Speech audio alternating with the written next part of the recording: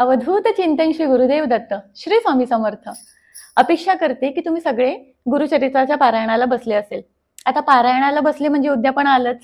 18 एप्रिलला म्हणजे स्वामी पुण्यतिथी निमित्त आपल्याला त्या दिवशी उद्यापन करायचं आहे गुरुचरित्राच्या पारायणाचं। तर आता उद्यापनाच्या दिवशी तुम्हाला काय करायचं आहे, म्हणजे उद्यापनाच्या दिवशी तुमचे अध्याय वाचून झाले की विष्णू सहस्रनामाचं पठण करायचं। त्यानंतर बरोबर 10:30 वाजता तुम्हाला आरती करायची आहे। आरती स्वामी महाराजांची, दत्त महाराजांची आरती करायची आणि 10:30 वाजता तुम्हाला नैवेद्य दाखवायचा आहे। नैवेद्यात काय काय दाखवता, तुम्हाला नैवेद्य यथाशक्तीने दाखवायचा आहे। तुमच्या शक्तीनुसार तुम्ही जे आपल्या घरात बनवू शकत असेल त्या वस्तूचंच तुम्ही नैवेद्य दाखवायचं। स्वामी महाराजांना पुरणपोळी फार आवडायची। जर तुम्ही पुरणपोळीचा नैवेद्य दाखवाल तर अतिउत्तम, पण नैवेद्यात काहीतरी एक गोड पदार्थ असू द्यात। नैवेद्य दाखवलं, नैवेद्य किती दाखवायचे तर तुम्हाला 4 नैवेद्य दाखवायचा आहे।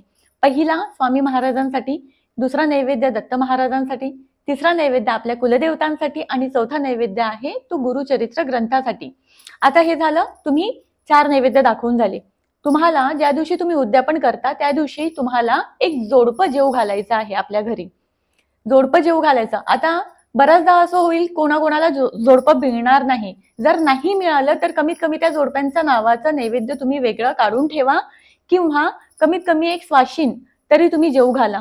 आता हे नैवेद्य 4 नैवेद्य तुम्ही दाखवत आहे, या 4 नैवेद्याचं काय करायचं, बऱ्याच ठिकाणी गायी मिळत नाही। गायी जर तुम्हाला भेटली तर गायीला नैवेद्य दाखवायचा आहे। जर गायी मिळाली नाही तर तुम्ही ते नैवेद्य स्वतः ग्रहण करू शकता। आता हे झालं नैवेद्याचं, आणि त्यानंतर तुम्हाला गुरुचरित्राचा ग्रंथ हलवायचा आहे जो आपण 7 दिवस हलवला नव्हता। आता नैवेद्य आज दाखवला, आरती झाली की त्यानंतर गुरुचरित्राचा ग्रंथ तुम्हाला हलवायचा आहे।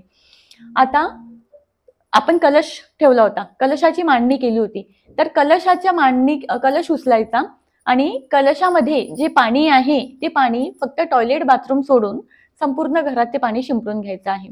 कलशाचा जो नारळ आहे तो फोडायचा नाही। तो नारळ तुम्ही तुमच्या तिजोरीत ठेवायचा किंवा वाहत्या पाण्यात तुम्ही तो नारळ विसर्जन करू शकता। आता अशा प्रकारे तुम्हाला हे झालं एकंदरीत तुमचं गुरुचरित्राचं पारायणाचं उद्यापन कसं करायचं। भिवू नकोस, स्वामी पाठीशी आहे।